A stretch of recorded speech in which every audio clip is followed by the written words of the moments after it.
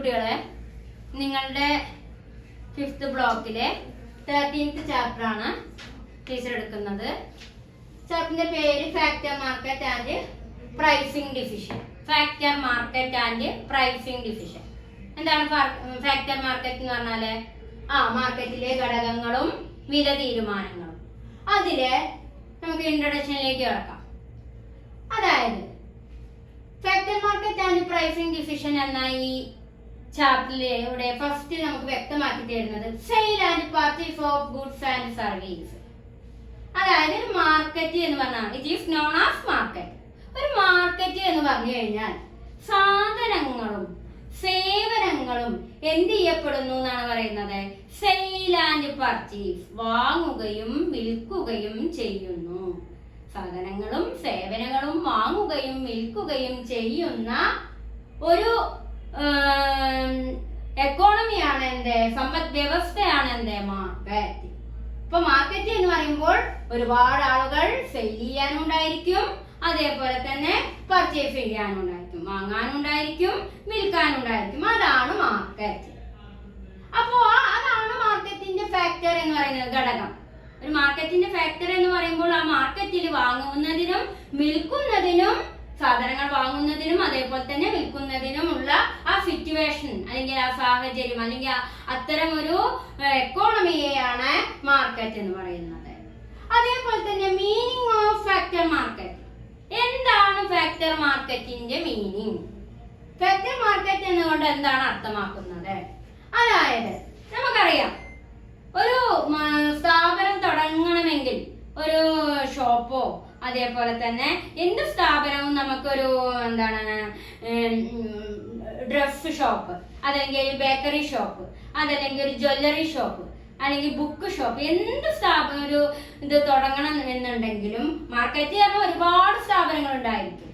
അതുകൊണ്ട് അപ്പൊ ഏത് സ്ഥാപനം തുടങ്ങണമെങ്കിലും എന്ത് വേണം? 4 ഘടകങ്ങളാണ് നമുക്ക് വേണ്ടത്. ഏതൊക്കെ? ലാൻഡ് വേണം, ലേബർ വേണം, ക്യാപിറ്റൽ വേണം, എന്റർപ്രണർഷിപ്പ് വേണം. നമുക്ക് ഈ മാർക്കറ്റില് എന്തൊരു സ്ഥാപനം തുടങ്ങണമെങ്കിലും 4 ഫാക്ടേഴ്സ് ആണ്. അതാണ് ഘടകങ്ങൾ എന്ന് പറയുന്നത്. അതാണ് മീനിങ് ഓഫ് ഫാക്ടർ മാർക്കറ്റ്. മാർക്കറ്റിന്റെ മീനിങ് എന്ന് പറയുമ്പോൾ 4 ഘടകങ്ങളാണ് അവിടേക്ക് വരുന്നത്. Land, labour, capital, entrepreneurship. Land എന്ന് പറയുമ്പോൾ ലാൻഡിൽ നിന്നും ലഭ്യമാകുന്ന റിവാർഡ് എന്ന് പറയുന്നത് എന്താണ്? റെന്റ്. ലാൻഡിൽ നിന്നും ഇപ്പൊ നമ്മളൊരു ഭൂമിയിൽ ബിൽഡിങ് കൺസ്ട്രക്ഷൻ ചെയ്യണം എന്നുണ്ടെങ്കിൽ നമ്മൾ റെന്റ് കൊടുക്കണം. അപ്പോ ലാൻഡ് എന്ന് പറയുമ്പോൾ അതിന്റെ റിവാർഡ് റെന്റ്. അതേപോലെ തന്നെ ലേബർ എന്ന് പറയുമ്പോൾ അതിന്റെ റിവാർഡ് എന്താണ്? വേജ്. ക്യാപിറ്റൽ എന്ന് പറയുമ്പോൾ അതിന്റെ റിവാർഡ് എന്താണ്? ഇൻട്രസ്റ്റ്. അതേപോലെ എന്റർപ്രണർഷിപ്പ് എന്ന് പറയുമ്പോൾ അതിന്റെ റിവാർഡ് എന്താണ്? പ്രോഫിറ്റ്. മൂന്നാമത്തെ അവസ്ഥയും കഴിഞ്ഞ് ഫോർത്ത് സിറ്റുവേഷനിലേക്ക് എത്തുമ്പോഴാണ് എന്ത് ലഭ്യമാകുന്നത്? പ്രോഫിറ്റ്. അതേപോലെ തന്നെ ലാൻഡ് എന്ന് പറയുമ്പോൾ നമുക്ക് എന്താണ് അതിന് എക്സാമ്പിൾ ആയിട്ട് കണക്കാക്കപ്പെടുന്നത്? Forest, soil. അതായത് ലാൻഡ്, ഭൂമി എന്ന് പറയുമ്പോൾ ഇപ്പൊ അഗ്രികൾച്ചറൽ ഫീൽഡ് പറയാട്ടോ, അതാണ് സോയിലായിട്ട് ഉദ്ദേശിക്കുന്നത്, മണ്ണ്. അതേപോലെ തന്നെ ഫോറസ്റ്റ്, അതൊക്കെ ഏതിന് എക്സാമ്പിൾ ആയിട്ട് പറയാം? ലാൻഡ്. ഇനി ലേബർ എന്ന് പറയുമ്പോൾ എന്താണ് അവിടെ എക്സാമ്പിൾ ആയിട്ട് ചൂണ്ടിക്കാണിക്കുന്നത്? സർവീസ്. ലേബർ എന്താ ചെയ്യുന്നത്? സർവീസ്, സേവനമാണ്. ഒരു തൊഴിലാളി എപ്പോഴും ചെയ്യുന്നത് എന്താണ്? സേവനമാണ്. അദ്ദേഹത്തിന് വേജ് കിട്ടും, റിവാർഡായിട്ട് ലേബറിന് വേജ് കിട്ടുന്നുണ്ടെങ്കിൽ പോലും ലേബർ എന്താണ് അവിടെ ചെയ്യുന്നത്? സർവീസ്, സേവനം. അതേപോലെ തന്നെ മൂന്നാമത്തെ ഫാക്ടർ ആണ് എന്ത്? ക്യാപിറ്റൽ. ക്യാപിറ്റൽ എന്ന് പറയുമ്പോൾ അവിടെ മിഷനറി ആൻഡ് ബിൽഡിംഗ്, മൂലധന വസ്തുവാണ്. അതുകൊണ്ട് തന്നെ ക്യാപിറ്റൽ എന്ന് പറയുമ്പോൾ അതിന് example of capital machinery, buildings etcetera. അതായത് ക്യാപിറ്റൽ എന്ന് പറയുമ്പോൾ നമ്മൾ ബിൽഡിങ്ങുകളും മിഷനറികൾക്കൊക്കെയാണ് നമ്മൾ മൂലധന വസ്തുക്കളായിട്ട് കണക്കാക്കപ്പെടുന്നത്. ക്യാപിറ്റലിന് കിട്ടുന്ന റിവാർഡ് എന്താണ്? ഇൻട്രസ്റ്റ്, പലിശ. അതേപോലെ എന്റർപ്രണർഷിപ്പ്, സംരംഭകത്വം. സംരംഭകത്വം എന്ന് പറയുന്നത് എന്താണ്? ഇൻടാഞ്ചിബിൾ എബിലിറ്റി, ഓരോ വ്യക്തിയുടെയും കഴിവാണ് ഇൻടാഞ്ചിബിൾ എബിലിറ്റി. അങ്ങനെ എന്റർപ്രണർഷിപ്പിന് കിട്ടുന്ന റിവാർഡാണ് പ്രോഫിറ്റ്. ഇതാണ് എന്തുകൊണ്ട് വ്യക്തമാക്കുന്നത് meaning of factor market. Factor market എന്നതുകൊണ്ട് അർത്ഥമാക്കുന്നത് ഈ 4 ഫാക്ടേഴ്സ് ആണ്: ലാൻഡ്, ലേബർ, ക്യാപിറ്റൽ, എന്റർപ്രണർഷിപ്പ്. അതേപോലെ തന്നെ നമുക്കറിയാം household supply, land, capital and entrepreneurial skill. എന്താണ് household supply, land, capital, entrepreneurial skill എന്നാണ്? അത് 2 ടൈപ്സ് ഉണ്ട് ഹൗസ് ഹോൾഡ് സപ്ലൈ. ഹൗസ് ഹോൾഡിന്റെ വിതരണമാണ് ലാൻഡും ക്യാപിറ്റലും എന്റർപ്രണറിയൽ സ്കില്ലും. അത് 2 ടൈപ്സ് ഉണ്ട്. ഫേമും വരും, ഹൗസ് ഹോൾഡും വരും. നമുക്കറിയാം ഫേം എന്ന് പറഞ്ഞാൽ വിപണി, ഹൗസ് ഹോൾഡ് പറഞ്ഞാൽ നമ്മളുടെ ദൈനംദിന ജീവിതത്തിലെ വീട്ടുകാര്യങ്ങളുമായി ബന്ധപ്പെട്ട കാര്യങ്ങളെയാണ് നമ്മൾ ഹൗസ് ഹോൾഡ് എന്ന് പറയാം. അപ്പൊ നമുക്ക് ഫേം എന്താണ് നൽകുന്നത്? ഫേം എന്താ പ്രൊഡ്യൂസ് ചെയ്യുന്നത്? 2 ഫാക്ടേഴ്സ് ഉണ്ട്, ഫേമും ഉണ്ട്, അതേപോലെ തന്നെ ഹൗസ് ഹോൾഡും ഉണ്ട്. ഫേം തരുന്നത് എന്താണ്? Producers of goods and services. സാധനങ്ങളും സേവനങ്ങളും പ്രൊഡ്യൂസ് ചെയ്യാണ് എന്ത് ചെയ്യുന്നത്? ഫേം. എന്നാൽ ഹൗസ് ഹോൾഡ് ആയിരിക്കുമ്പോഴോ owners of factors of production. Factors ഉൽപാദന ഘടകങ്ങളുടെ ഓണർ ആണ് എന്ത്? Household. അപ്പോ 2 രീതിയിലാണ് ഹൗസ് ഹോൾഡ് സപ്ലൈ ഡിവൈഡ് ചെയ്തിരുന്നത്, firm and household. Firm എന്ന് പറയുമ്പോൾ producers of goods and services. Firm എന്ത് നൽകുന്നു? സാധനങ്ങളും സേവനങ്ങളും പ്രൊഡ്യൂസ് ചെയ്യുന്നു. എന്നാൽ ഹൗസ് ഹോൾഡ് ആയിരിക്കുമ്പോഴോ owners of factors of production. ഉൽപാദന ധർമ്മങ്ങളുടെ ഓണേഴ്സ് ആണ് എന്ത്? Household. ഇതിനെ അറിയപ്പെടുന്ന പേരാണ് it is known as circular flow of income. ഫേമും ഹൗസ് ഹോൾഡും 2 ഘടകങ്ങളാണ്. ആ 2 ഘടകങ്ങളും ഫേം എന്ത് നൽകുന്നു? സാധനങ്ങളും സേവനങ്ങളും നൽകുന്നു, പ്രൊഡ്യൂസ് ചെയ്യുന്നു. ഹൗസ് ഹോൾഡ് എന്താണ്? അതിന്റെയൊക്കെ ഓണേഴ്സ് ആകുന്നു. ഫാക്ടേഴ്സ് ഓഫ് പ്രൊഡക്ഷന്റെ ഓണേഴ്സ് ആണ് എന്ത്? House hold. നമുക്കറിയാം ഫാക്ടേഴ്സ് ഓഫ് പ്രൊഡക്ഷൻ എന്താണെന്ന് ടീച്ചർ നേരത്തെ പറഞ്ഞിരുന്നു. ലാൻഡ്, ലേബർ, ക്യാപിറ്റല്, ഓർഗനൈസേഷൻ അഥവാ എന്റർപ്രണർഷിപ്പ്. അതാണ് ഏത്? Factors of production. അതിന്റെയൊക്കെ ഓണർ ആണ് ആര്? House hold. അപ്പൊ ഈ 2 ഘടകങ്ങളും ഉൾപ്പെടുന്ന ഫ്ലോ ആണ് ഏത്? ഒഴുക്കാണ്. ഇതിനെ അറിയപ്പെടുന്ന പേരാണ് സർക്കുലർ ഫ്ലോ ഓഫ് ഇൻകം. വരുമാനത്തിന്റെ ചാക്രിക പ്രവാഹം, പ്രവാഹം എന്ന് അറിയപ്പെടുന്ന സർക്കുലർ ഫ്ലോ ഓഫ് ഇൻകം. അതേപോലെ തന്നെ ഇനി നമുക്ക് അറിയേണ്ട മറ്റൊരു ടോപ്പിക്കാണ് concept of demand and supply of a factor. Demand and supply of ഫാക്ടറിന്റെ കൺസെപ്റ്റ് എന്തൊക്കെയാണ്? ഡിമാൻഡ് ആൻഡ് സപ്ലൈ ഓഫ് ഫാക്ടറിന്റെ കൺസെപ്റ്റ് നമുക്ക് നോക്കാം. അതായത് അതില് demand and supply of factor എന്ന് ഉദ്ദേശിക്കുമ്പോൾ the demand for office space by a data analytics firm എന്ന് പറയുന്നത്. ഡിമാൻഡ് എന്ന് പറയുമ്പോൾ അത് എന്തിനുള്ള ഒരു സ്പേസ് ആണ് ഇവിടെ തരുന്നത്? Data analytic firm. ഒരു ഡാറ്റ അനലൈസ് ചെയ്യുന്നതിനുള്ള ഒരു വിപണിയാണ് ഏത്? Demand for office space. ഒരു ഓഫീസ് സ്പേസ് നൽകപ്പെടുമ്പോൾ അവിടെ എന്താണ് നൽകപ്പെടുന്നത്? Data analytic firm. അപ്പൊ നമുക്കറിയാം, ഇവിടെ എക്സാമ്പിൾ ആയിട്ട് ടീച്ചർ പറഞ്ഞത് ഒരു നമുക്ക് ഡിമാൻഡ് ചെയ്യപ്പെടുക എന്ന് പറയുമ്പോൾ അതൊരു നമ്മളിപ്പോ ഒരു സ്ഥാപനം, ആ സ്ഥാപനം തുടങ്ങി കഴിയുമ്പോൾ അതിനൊരു സ്പേസ് വേണം. അതാണ് ഇവിടെ demand for office space of A data analytic firm എന്ന് പറയുന്നത്. അതില് അപ്പൊ നമുക്കൊരു ഓഫീസ് സ്പേസ് തന്നു കഴിഞ്ഞാൽ അതിൽ ആരൊക്കെ ഉണ്ടാവുക? ഒരു എന്ത് സാധനം നമ്മൾക്ക് ഒരു സ്ഥാപനത്തിൽ ചെന്നിട്ടാണ് വാങ്ങാൻ കഴിയുക. അതിനൊരു പ്രത്യേക സ്പേസ് വേണം. അതാണ് ഇവിടെ demand for office space by a data analytic firm എന്ന് പറയുന്നത്. അതുകൊണ്ട് തന്നെ അതില് 3 കാര്യങ്ങൾ ഉണ്ടാവുക. പ്രോഗ്രാമേഴ്സ് ഉണ്ടാവും, മാനേജേഴ്സ് ഉണ്ടാവും, അതർ വർക്കേഴ്സ് ഉണ്ടാവും. അപ്പോ ഒരു ഓഫീസ്, ഒരു വിപണിയിൽ ഒരു ഓഫീസിന് സ്പേസ് നൽകപ്പെടുമ്പോൾ അവിടെ ആരൊക്കെയാണ് അതിൽ ഉണ്ടായിരിക്കുക? Programmers, managers, other workers. Programmers ഉണ്ടായിരിക്കും, മാനേജേഴ്സ് ഉണ്ടായിരിക്കും, ആൻഡ് അതർ വർക്കേഴ്സ് ഉണ്ടായിരിക്കും. Important distinction between demand for goods and services for factors is with regard to utility. Utility തീരുമാനിക്കപ്പെടുന്നത് ഇവിടെ എന്താണ്? An important distinction between demand for goods and services. Demand for factors is with regard to utility. സാധനങ്ങളുടെയും സാധനങ്ങൾക്കും സേവനങ്ങൾക്കുമുള്ള ഡിമാൻഡാണ് ഒരു ഫാക്ടറിന്റെ എന്ത് തീരുമാനിക്കുന്നത്? Utility തീരുമാനിക്കുന്നത്. ഒരു സാധനത്തിന്റെ യൂട്ടിലിറ്റി അവിടെ നിർവചിക്കപ്പെടുന്നത് എങ്ങനെയാണ്? സാധനങ്ങളും സേവനങ്ങളും ഡിമാൻഡ് ചെയ്യപ്പെടുമ്പോഴാണ് ഒരു ഫാക്ടറിന്റെ യൂട്ടിലിറ്റി നിർവചിക്കപ്പെടുന്നത്.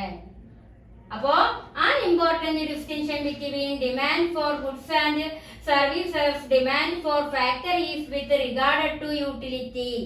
ഒരു സാധനത്തിന്റെയും സേവനത്തിന്റെയും ഡിമാൻഡിലൂടെയാണ് ഒരു ഫാക്ടറിന്റെ ഒരു ഘടകത്തിന്റെ എന്ത് നിർണ്ണയിക്കപ്പെടുന്നത്? യൂട്ടിലിറ്റി നിർണ്ണയിക്കപ്പെടുന്നത്.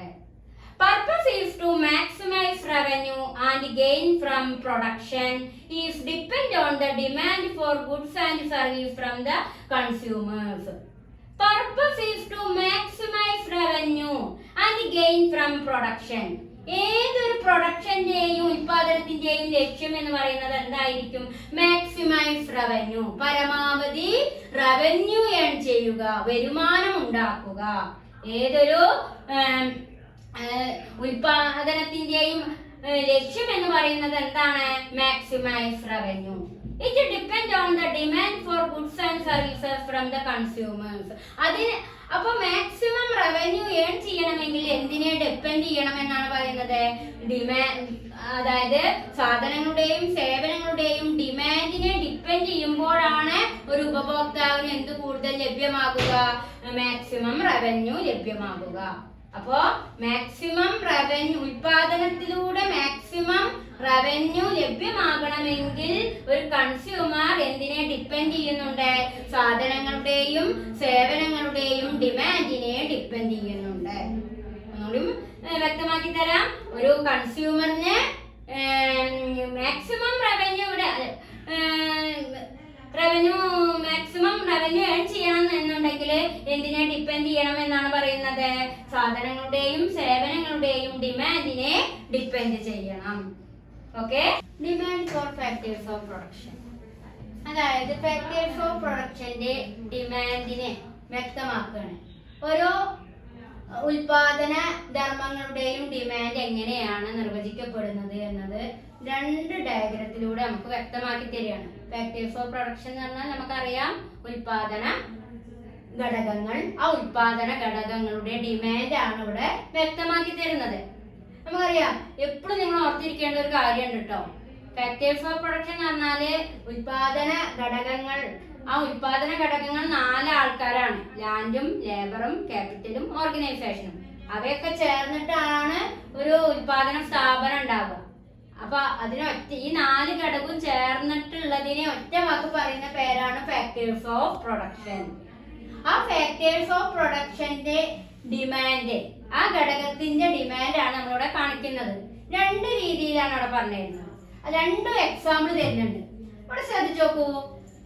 പ്രൈസ് ഓഫ് ക്ലോത്ത്, ഒരു ക്ലോത്തിന്റെ ഷോപ്പ് ആയിട്ടാണ് ഇവിടെ ഈ ഡയഗ്രത്തിനെ കാണിക്കുന്നത്. ക്വാണ്ടിറ്റി ഓഫ് ക്ലോത്ത്, അപ്പോ ക്ലോത്തിന്റെ വിലയും ക്ലോത്തിന്റെ ക്വാണ്ടിറ്റിയും. അങ്ങനെയാണ് ഒരു ഘടകത്തിന്റെ ഡിമാൻഡ് നിർവചിക്കുക. ഇപ്പൊ ഒരു ഷോപ്പാണെങ്കിൽ ആ ഷോപ്പിലെ എന്ത് സാധനമാണോ ആ സാധനത്തിന്റെ വില, അതാണ് പ്രൈസ് ഓഫ് ക്ലോത്ത്. അതേപോലെ തന്നെ വില മാത്രം മതിയോ? ഒരു ഷോപ്പിൽ എന്ത് സാധനമാണെങ്കിലും അതിന് വെറും വില മാത്രം മതിയോ? അതിന്റെ പ്രധാനപ്പെട്ട ഘടകമാണ് ക്വാണ്ടിറ്റി, അളവ്. അപ്പൊ ക്വാണ്ടിറ്റി ഓഫ് ക്ലോത്ത്. അപ്പൊ ഇത്തരം രീതിയിലാണ് നമ്മൾ എന്തിനെ നിർവചിക്കുന്നത്? ഡിറൈവ്ഡ് ഡിമാൻഡ്, ഡിമാൻഡിനെ നിർവചിക്കപ്പെടുന്നത്. ഫാക്ടേഴ്സ് ഓഫ് പ്രൊഡക്ഷൻ ഡിമാൻഡിനെ നിർവചിക്കുന്ന രീതിയാണ് നമ്മൾ ഇവിടെ വ്യക്തമാക്കി തരുന്നത്. ഫാക്ടേഴ്സ് ഓഫ് പ്രൊഡക്ഷൻ എന്ന് പറയുമ്പോൾ 4 ഘടകങ്ങൾ ചേർന്നിട്ടാണ് ഈ ക്ലോത്തിന്റെ ഷോപ്പ് ആയാലും കോട്ടന്റെ ഷോപ്പ് ആയാലും ഉണ്ടാകുന്നത്. അപ്പൊ ഫാക്ടേഴ്സ് ഓഫ് പ്രൊഡക്ഷനിലൂടെ ഡിമാൻഡിനെ നിർവചിക്കുന്നത് എങ്ങനെയാണ്? 2 എക്സാമ്പിൾ നമുക്ക് ഇവിടെ തന്നിട്ടുണ്ട്. ഫസ്റ്റ് എക്സാമ്പിൾ എന്ന് പറയുന്നത് എങ്ങനെയാണ്? ഒരു ക്ലോത്തിന്റെ ഷോപ്പ് ആണെങ്കിൽ അവിടെ ക്ലോത്തിന്റെ വില നൽകുന്നു. അതേപോലെ തന്നെ ക്ലോത്തിന്റെ എന്ത് നൽകുന്നുണ്ട്? Quantity of cloth. അതേപോലെ രണ്ടാമത്തെ സെക്കൻഡ് ആയിട്ട് കാണിച്ചു തരുന്നത് പ്രൈസ് ഓഫ് കോട്ടൺ, കോട്ടന്റെ വില. ഇവിടെ ക്ലോത്ത് ആണ്, ഇവിടെ കോട്ടൺ ആണ്. കോട്ടൺ രണ്ട് മാറ്റം ഉണ്ട് കേട്ടോ. ക്ലോത്ത് പറയുമ്പോൾ പല തുണിത്തരങ്ങളും ഉണ്ടായിരിക്കും. കോട്ടൺ എന്ന് പറയുമ്പോൾ വെറും കോട്ടൺ ആണ്. അപ്പൊ കോട്ടൺ, പ്രൈസ് ഓഫ് കോട്ടണും അതേപോലെ തന്നെ ക്വാണ്ടിറ്റി ഓഫ് കോട്ടണും. അപ്പോ ഇവിടെ demand for factors of production എന്ന് പറയുമ്പോൾ 4 ഘടകങ്ങൾ ഉപയോഗിച്ച് ഒരു ഫാക്ടർ ഉണ്ടാക്കുമ്പോൾ ആ ഫാക്ടറിന്റെ വിലയെയും ക്വാണ്ടിറ്റിയെയും അടിസ്ഥാനപ്പെടുത്തിയിട്ടാണ് എന്ത് നിർവചിക്കപ്പെടുന്നത്? ഡിമാൻഡ് നിർവചിക്കപ്പെടുന്നത്. അതാണ് demand for factors of production. ഇനി നമുക്ക് ഇന്റർ ഡിപെൻഡ് ഡിമാൻഡ് എന്താ നോക്കാം. എന്താണ് ഇന്റർ ഡിപെൻഡ് ചെയ്യാറ്? പരസ്പര ആശ്രിത demand. Inter depend demand. Inter depend demand എന്ന് പറയുമ്പോൾ നമുക്കറിയാം, നമുക്ക് ആരെയും ആശ്രയിക്കാതെ ജീവിക്കാൻ പറ്റും? ഇല്ല, ഒരിക്കലും ഇല്ല. പരസ്പരം ആശ്രയിച്ചിട്ടേ നമുക്ക് മുന്നോട്ട് പോകാൻ സാധിക്കുള്ളൂ. അതുകൊണ്ട് ഡിമാൻഡ് എപ്പോഴും ഇന്റർ ഡിപെൻഡ് ആണ്, പരസ്പര ആശ്രിതമാണ് എന്ന് നമുക്ക് പറയാം. കാരണം that production cannot take place using single factor of production. ഒരൊറ്റ ഫാക്ടറി വെച്ചിട്ട് ഒരിക്കലും ഉൽപാദനം നടക്കുന്നതല്ല. That production cannot take place. Production ഒരിക്കലും നടക്കില്ല യൂസിങ് സിംഗിൾ ഫാക്ടർ. ഒരു സിംഗിൾ ഫാക്ടറി വെച്ചിട്ട് ഒരിക്കലും എന്ത് നടക്കപ്പെടുന്നില്ല? ഉൽപാദനം നടക്കുന്നില്ല. എപ്പോഴും ഏത് ഫാക്ടറി ഏത് പ്രോഡക്റ്റ് പ്രൊഡ്യൂസ് ചെയ്യുമ്പോഴും പല കാര്യങ്ങളും നമുക്ക് അതിലേക്ക് ആവശ്യമായി വരും. അതുകൊണ്ടാണ് പറയുന്നത് ഡിമാൻഡ് എപ്പോഴും എന്താണ്? ഇന്റർ ഡിപെൻഡ് ആണ് എന്ന് പറയാനുള്ള കാരണം. The production cannot take place using single factor. Production ഒരിക്കലും ഒരു സിംഗിൾ ഫാക്ടറിലൂടെ നടക്കുന്നില്ല. ഉൽപാദനം ഒരിക്കലും സിംഗിൾ ഫാക്ടറിലൂടെ നടക്കുന്നില്ല. അത് എപ്പോഴും ഇന്റർ ഡിപെൻഡ് ആണ്. For the example, produce gold jewellery. ഒരു ഗോൾഡ് ജ്വല്ലറി ആണ് പ്രൊഡ്യൂസ് ചെയ്യുന്നത് എന്ന് നിങ്ങൾ വിചാരിക്കുക. ആ ഗോൾഡ് ജ്വല്ലറി പ്രൊഡ്യൂസ് ചെയ്യുമ്പോൾ അവിടെ എന്തൊക്കെ വേണ്ടി വരും? എല്ലാ ഫാക്ടേഴ്സും വേണം. ലാൻഡ് വേണ്ടി വരും, ലേബർ വേണ്ടി വരും, ക്യാപിറ്റൽ വേണ്ടി വരും, ഓർഗനൈസേഷൻ വേണ്ടി വരും. അപ്പോ എന്ത് സ്ഥാപനം തുടങ്ങണമെങ്കിലും ഏതൊരു ഫാക്ടറി ഉണ്ടാക്കണമെങ്കിലും ഒക്കെ എങ്ങനെ വേണം? അത് പരസ്പരം ഇന്റർ ഡിപെൻഡ് ആണ്. ഒരു സിംഗിൾ ഫാക്ടർ ഉപയോഗിച്ചിട്ട് ഒരിക്കലും എന്ത് നടക്കുന്നില്ല? പ്രൊഡക്ഷൻ നടക്കുന്നില്ല. അതുകൊണ്ട് തന്നെ production leads to interdependence in productivity of factors of production. എല്ലാ ഫാക്ടേഴ്സ് ഓഫ് പ്രൊഡക്ഷനും ഇന്റർഡിപെൻഡ് ആണ്. പ്രൊഡക്ഷൻ നടക്കണമെങ്കിൽ എല്ലാ ഫാക്ടേഴ്സ് ഓഫ് പ്രൊഡക്ഷനും എങ്ങനെയായിരിക്കണം? ഇന്റർഡിപെൻഡ് ആയിരിക്കും. പ്രൊഡക്ഷൻ ലീഡ്സ് ടു, ഉൽപാദനം നടക്കണമെന്നുണ്ടെങ്കിൽ എല്ലാ ഫാക്ടേഴ്സ് ഓഫ് പ്രൊഡക്ഷനും എങ്ങനെയായിരിക്കും എന്നാ പറയുന്നത്? ഇന്റർഡിപെൻഡ് ആയിരിക്കും. അതുകൊണ്ട് തന്നെ ഇനി നമ്മൾക്ക് ഇതില് പ്രധാനപ്പെട്ട ചില മാർജിനൽ ഫിസിക്കൽ പ്രോഡക്റ്റും അതേപോലെ തന്നെ വാല്യൂ ഓഫ് മാർജിനൽ പ്രോഡക്റ്റും മാർജിനൽ റവന്യൂ പ്രോഡക്റ്റും, ഈ 3 പ്രോഡക്റ്റുകളുടെയും പ്രത്യേകതകൾ എന്താണെന്ന് നോക്കാം. മാർജിനൽ ഫിസിക്കൽ പ്രോഡക്റ്റ് പറഞ്ഞാൽ MPP, value of marginal product പറഞ്ഞാൽ VMP, and marginal revenue product എന്ന് പറഞ്ഞാൽ MRP. അപ്പൊ നമുക്ക് ഈ 3 പ്രോഡക്റ്റുകളും എങ്ങനെയാണ് കണ്ടെത്തുക എന്നാണ് ഇവിടെ വ്യക്തമാക്കി തരുന്നത്. MPP, marginal physical product. MPP എങ്ങനെയാണ് കണ്ടെത്തുക?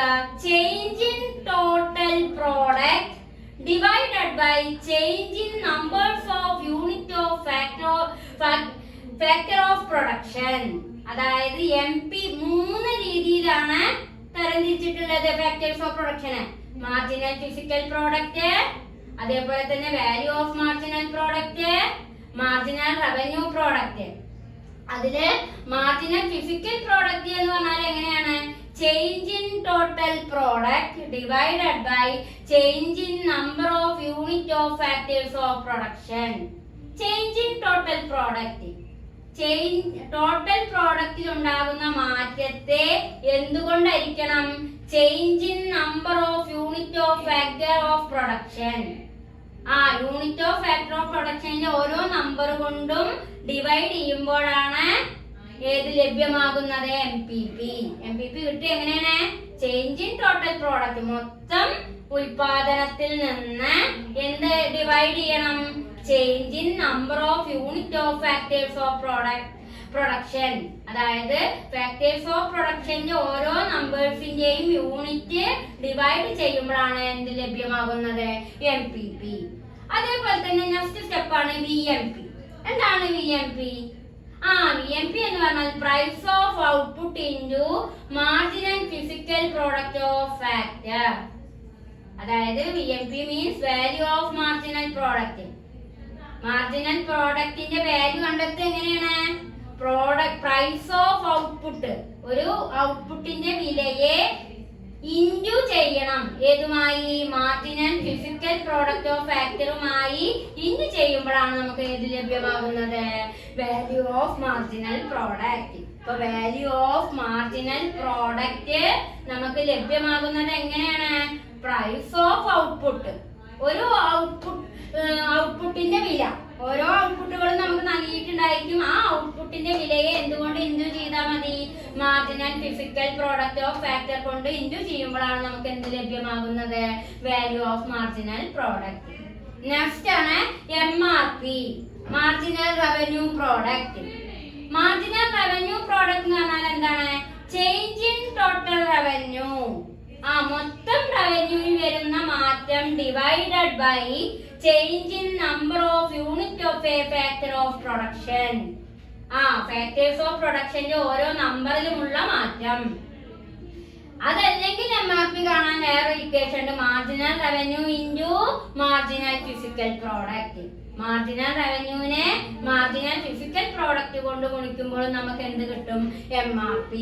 അപ്പോ ഇത് പരീക്ഷയ്ക്ക് നിങ്ങൾക്ക് എക്സാമിന് നിങ്ങൾക്ക് MPP കാണാനുള്ള ഇക്വേഷൻ എഴുതാൻ വരാം, VMP കാണാനുള്ള ഇക്വേഷൻ എഴുതാൻ വരാം, MRP കാണാനുള്ള ഇക്വേഷൻ എഴുതാൻ വരാം. അപ്പൊ നിങ്ങൾ ഈ ഇക്വേഷൻസ് ഇത് വെച്ച് പ്രോബ്ലം നൽകിയിട്ടില്ലെങ്കിലും ഈ ഇക്വേഷൻ ഇതിന് നന്നായിട്ട് നോക്കി വെക്കുക. MPP എങ്ങനെ കാണുക ഒന്നും കൂടി പറഞ്ഞുതരാം.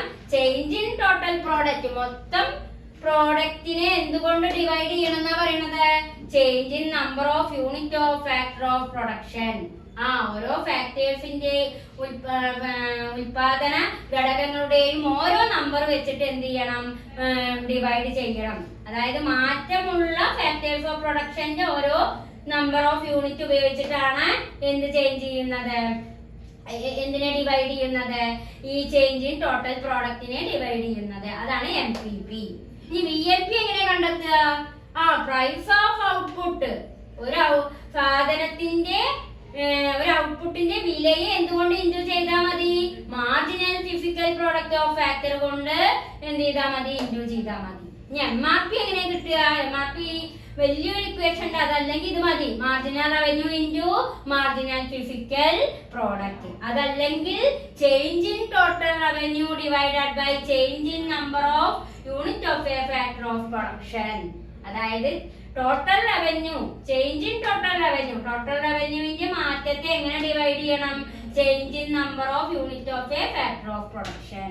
അതായത് ഫാക്ടേഴ്സ് ഓഫ് പ്രൊഡക്ഷന്റെ ഓരോ നമ്പറിലുമുള്ള മാറ്റം കൊണ്ട് ഡിവൈഡ് ചെയ്യുമ്പോഴാണ് എന്ത് കിട്ടുന്നത്? MRP.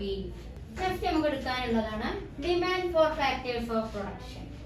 അതായത് ഫാക്ടേഴ്സ് ഓഫ് പ്രൊഡക്ഷന്റെ ഡിമാൻഡ് എങ്ങനെയാണ് വ്യക്തമാക്കുക? അതിന് പ്രധാനമായിട്ടും വരുന്നത് അതായത് ഫാക്ടേഴ്സ് ഓഫ് പ്രൊഡക്ഷന്റെ ഡിമാൻഡ് വിലയിരുത്തുക എങ്ങനെയാണെന്ന് വെച്ചാൽ മാർക്കറ്റ് സ്ട്രക്ചർ ആണ്. മാർക്കറ്റ് സ്ട്രക്ചറിനെ അടിസ്ഥാനപ്പെടുത്തിക്കൊണ്ടാണ് നമ്മൾ ഏതിനെ വിലയിരുത്തുന്നത്? ഫാക്ടേഴ്സ് ഓഫ് പ്രൊഡക്ഷന്റെ ഡിമാൻഡ് കണക്കാക്കുന്നത്. അപ്പോ ഫാക്ടേഴ്സ് ഓഫ് പ്രൊഡക്ഷന്റെ ഡിമാൻഡ് കണക്കാക്കുന്നത് ഏതിലൂടെയാണ്? മാർക്കറ്റ് സ്ട്രക്ചറിലൂടെയും. അപ്പൊ മാർക്കറ്റ് സ്ട്രക്ചർ പറഞ്ഞാൽ എന്താ? മാർക്കറ്റ് സ്ട്രക്ചർ മാർക്കറ്റിന്റെ ഘടന. മാർക്കറ്റിന്റെ ഘടനയിലൂടെയാണ് നമ്മൾ എന്തിനെ കണക്ക് വ്യക്തമാക്കുന്നത്?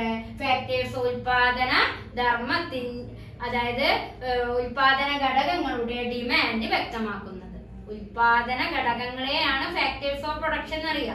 അപ്പൊ ഫാക്ടേഴ്സ് ഓഫ് പ്രൊഡക്ഷന്റെ ഡിമാൻഡ് വ്യക്തമാക്കുന്നത് ഏതിലൂടെയാണ്? Market structure.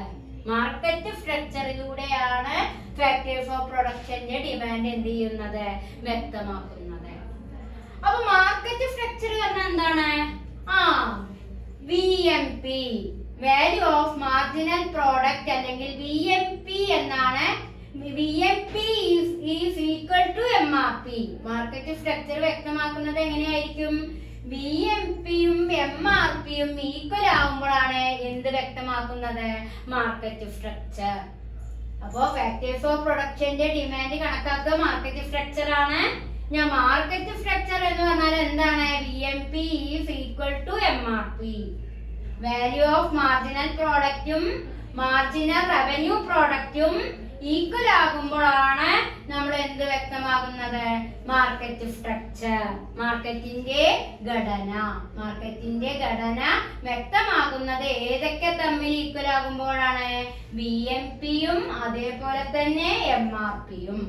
VMP എന്താണ്? Value of marginal product. MRP എന്ന് പറഞ്ഞാൽ എന്താണ്? Marginal revenue product. ഇപ്പൊ വാല്യൂ ഓഫ് മാർജിനൽ പ്രോഡക്റ്റും മാർജിനൽ റവന്യൂ പ്രോഡക്റ്റും ഈക്വൽ ആവുമ്പോഴാണ് എന്ത് വ്യക്തമാകുന്നത്? മാർക്കറ്റ് സ്ട്രക്ചർ വ്യക്തമാകുന്നത്. അതുകൊണ്ട് തന്നെ VMP എന്ന് പറയുമ്പോൾ maximum numbers of factors perfectly competitive VMP as well as MRP. അപ്പൊ ഇനി ടീച്ചർ പറഞ്ഞു മാക്സിമം നമ്പേഴ്സ് ഓഫ് ഫാക്ടേഴ്സ്, ഓരോ ഘടകങ്ങളുടെയും മാക്സിമം നമ്പേഴ്സ് ആണ് ഏത്? VMP. അതുകൊണ്ട് തന്നെ പെർഫെക്റ്റ്ലി കോമ്പറ്റേറ്റീവ് ഫേം, ഒരു പൂർണ്ണ മത്സര വിപണിയിലെ VMPയും MRPയും ഒരുപോലെയാണ്. ഒരു പൂർണ്ണ മത്സര വിപണി ആയിരിക്കുമ്പോൾ പെർഫെക്റ്റ്ലി കോമ്പറ്റേറ്റീവ് ഫേം, ഒരു പൂർണ്ണ മത്സര വിപണിയില് എപ്പോഴും നിങ്ങൾ ഓർത്തിരിക്കേണ്ട കാര്യമാണ്, ഒരു പൂർണ്ണ മത്സര വിപണിയിലെ VMPയും അതേപോലെ തന്നെ MRPയും എപ്പോഴും VMP തന്നെയാണ് ഏത്? MRP. അത് വ്യക്തമാക്കുന്നതിന് വേണ്ടിയിട്ട് നമുക്കൊരു ചാർട്ട് തന്നിട്ടുണ്ട്. ഈ ചാർട്ട് 13:1 എന്നൊരു ചാർട്ട് നിങ്ങളെ കയ്യിലുണ്ടായിരിക്കും. അതില് 2 പോർഷൻസ് മാത്രം മതി. യൂണിറ്റ് ഓഫ് വർക്കേഴ്സും MRPയും. അത് വെച്ചിട്ടാണ് നമ്മള് മാർജിനൽ റവന്യൂ പ്രോഡക്റ്റ് വ്യക്തമാക്കുന്നത്. അപ്പൊ ഇത്ര ഓർത്ത് വെച്ചാൽ മതി. അതായത് ഫാക്ടേഴ്സ് ഓഫ് പ്രൊഡക്ഷന്റെ ഡിമാൻഡ് വ്യക്തമാക്കുന്നത് ഏതിലൂടെയാണ്? മാർക്കറ്റ് സ്ട്രക്ചറിലൂടെയാണ്. ഇനി മാർക്കറ്റ് സ്ട്രക്ചർ പറഞ്ഞാൽ എന്താണ്? VMP is equal to MRP. VMPയും MRPയും ഈക്വൽ ആകുന്നതാണ് എന്ത്? Market structure. ഇനി VMP എന്ന് പറയുമ്പോൾ എന്താണ്? Maximum numbers of factors. ഓരോ ഘടകത്തിന്റെയും മാക്സിമം നമ്പേഴ്സ് ആണ് എന്ത്? VMP. ഇനി പിന്നീട് പറയാണ് പെർഫെക്റ്റ്ലി കോമ്പറ്റേറ്റീവ് ഫേം, ഒരു പൂർണ്ണ മത്സര വിപണിയിലെ VMP തന്നെയാണ് എന്ത്? MRP. അതുകൊണ്ട് MRP എങ്ങനെയാണ് കണക്കാക്കുക വ്യക്തമാകുക എന്ന ഒരു ടേബിളും അതേപോലെ തന്നെ നമുക്കൊരു കർവും തരുന്നുണ്ട്. ഇവിടെ നോക്കൂ, യൂണിറ്റ് ഓഫ് വർക്കേഴ്സിന്റെ എണ്ണവും MRP ആണ് തന്നിട്ടുള്ളത്. അത് നമുക്ക് കർവിലൂടെ വ്യക്തമാക്കണം. അപ്പൊ ടീച്ചർ എന്ത് ചെയ്തു? 0 ഒന്നുമില്ല. 1ൽ എത്രയാണ് MRP? 200. 1ലായിരിക്കുമ്പോൾ MRP 200. അപ്പൊ 1ല് 200, 2ലായിരിക്കുമ്പോ 100, 3ലായിരിക്കുമ്പോ 50, 4ലായിരിക്കുമ്പോ 50ന്റെ താഴെ 30 ആൻഡ് 5ലായിരിക്കുമ്പോ ഇവിടെ ഈ ഭാഗത്തേക്ക് വരും 10. അപ്പൊ വാല്യൂ ഓഫ് മാർജിനൽ പ്രോഡക്റ്റും മാർജിനൽ റവന്യൂ പ്രോഡക്റ്റും ഒന്നു തന്നെയാണ്. അതുകൊണ്ട് തന്നെ മാർക്കറ്റ് സ്ട്രക്ചർ എന്ന് പറയുമ്പോൾ അതിൽ 2 ഘടകങ്ങളാണ് അവിടെ ഈക്വൽ ആകുക. ഏതൊക്കെയാണ്? VMPയും ഈക്വൽ ആകും, MRPയും ഈക്വൽ ആകും. ഈ VMP എന്ന് പറയുന്നത് തന്നെയാണ് എന്ത്? Marginal product. ഇതിനെയാണ് മാർക്കറ്റ് സ്ട്രക്ചർ എന്നതുകൊണ്ട് വ്യക്തമാക്കുന്നത്.